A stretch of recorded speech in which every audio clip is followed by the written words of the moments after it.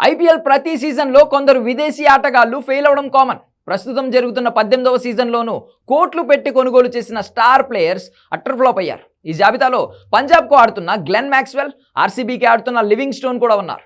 పలువురు విదేశీ ఆటగాళ్లు బాగానే ఆడుతున్నా కొందరు మాత్రం నిరాశపరుస్తున్నారని మాజీ క్రికెటర్ వీరేంద్ర సెహ్వాగ్ వ్యాఖ్యానించాడు. ఈ క్రమంలో కొంతమంది తమ సెలవులను ఆస్వాదించడానికే ఐపీఎల్ ఆడుతున్నారని సెహ్వాగ్ అభిప్రాయపడ్డాడు.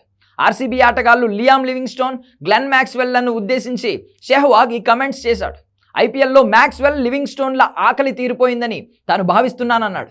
వాళ్ళు వస్తారు, ఆనందించి వెళ్ళిపోతారని, జట్టు కోసం పోరాడాలనే కోరిక కనిపించడం లేదన్నాడు. తాను చాలామంది మాజీ ఆటగాళ్లను స్వయంగా చూశానని, కానీ వారితో పోలిస్తే వీరిద్దరిలో జట్టు కోసం ఏదైనా చేయాలనే తపన కనిపించడం లేదని సెహ్వాగ్ విమర్శించాడు. కాగా ఆస్ట్రేలియా ఆల్రౌండర్ గ్లెన్ మ్యాక్స్వెల్ ఈ సీజన్లోనూ ఫ్లాప్ అయ్యాడు.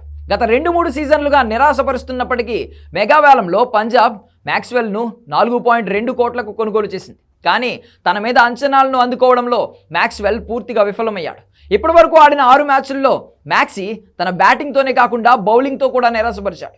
6 మ్యాచ్ల్లో 8.2 సగటుతో 41 పరుగులు చేశాడు.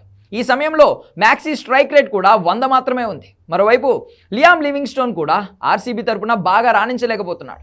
ఇప్పటి వరకు ఆడిన 7 మ్యాచ్ల్లో అతడు ఒక అర్ధ సెంచరీ సహాయంతో 87 పరుగులు మాత్రమే చేశాడు. ఆర్సీబీ లియామ్ లివింగ్స్టోన్పై 8.75 కోట్లు ఖర్చు చేసింది.